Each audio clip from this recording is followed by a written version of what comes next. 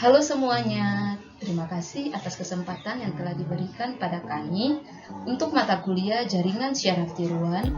Kami dari kelompok 1 yaitu Ananda TE Lawalata dengan NIM 2018-79059, Nunaci Sapulete dengan NIM 2019-79001, Stefalia Maurits dengan NIM 2019-79002.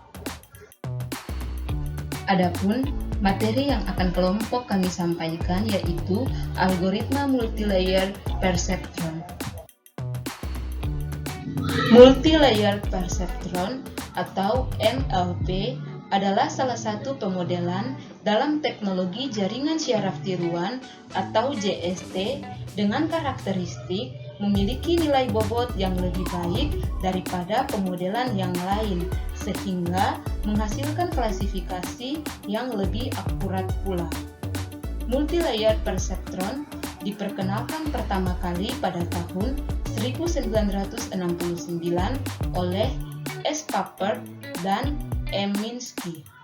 Seperti namanya, multilayer perceptron merupakan pengembangan dari perseptron tunggal, sehingga memiliki beberapa lapisan ataupun hidden layer yang terletak di antara ruang input dan output layer. Dan berikut ini adalah gambar lapisan atau hidden layer pada MLP, dan berikut gambarnya, teman-teman dapat melihatnya.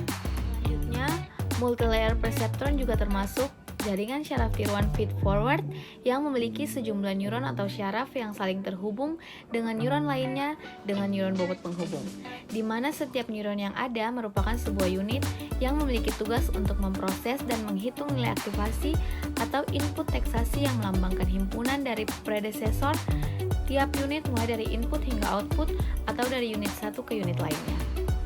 Dalam penerapan metode multilayer perceptron, banyak algoritma yang dapat digunakan dalam mendukung metode ini dan dalam rangka meningkatkan hasil yang lebih baik dan akurat. Di antaranya ada algoritma Levenberg-Marquardt dan algoritma genetika. Algoritma Levenberg-Marquardt merupakan pengembangan dari algoritma backpropagation yang merupakan algoritma standar pada JST maupun MLP.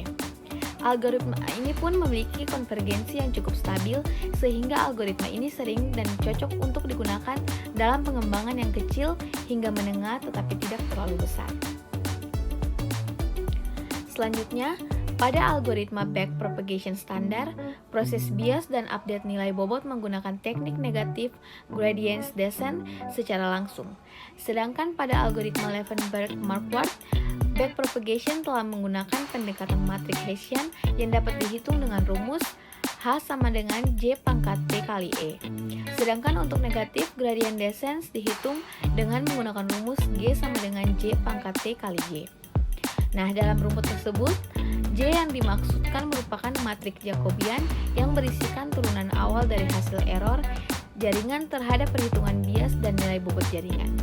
Sehingga perubahan nilai pembobot dapat dihitung dengan menggunakan rumus delta X sama dengan J pangkat T kali J tambah mu I kurang J pangkat T kali E.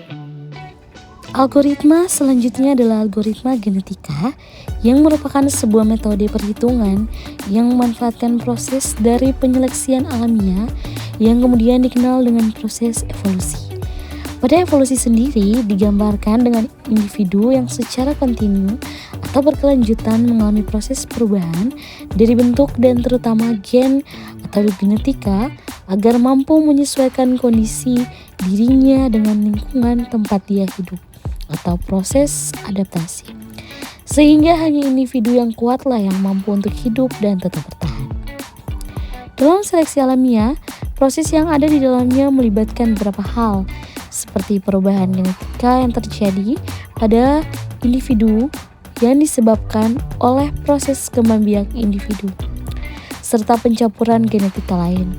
Dalam proses ini, proses pengembangan atau pengembangbiakan menjadi faktor utama yang harus diperhatikan, sehingga didapatkan hipotesa bagaimana caranya untuk mendapatkan hasil keturunan yang lebih baik serta kuat dari sebelumnya. Algoritma genetika pertama kali ditemukan oleh seorang peneliti bernama John Holland, yang kemudian algoritma ini dikembangkan lagi oleh muridnya yang bernama David Goldberg. Algoritma genetika memiliki metodologi optimasi yang lebih sederhana dibandingkan dengan LM. Metodologi tersebut antara lain: yang pertama, menginisialisasi atau menetapkan populasi dari solusi dalam jumlah tertentu. Yang kedua, melakukan perhitungan fungsi nilai fitness pada semua solusi yang terdapat dalam populasi. Yang ketiga, mengambil beberapa solusi yang memiliki nilai fitness function yang lebih tinggi. Yang keempat, melakukan pengoptimalan dengan cara memindahkan atau mutasi dan menyilangkan atau crossover fungsi sesuai dengan kebutuhan.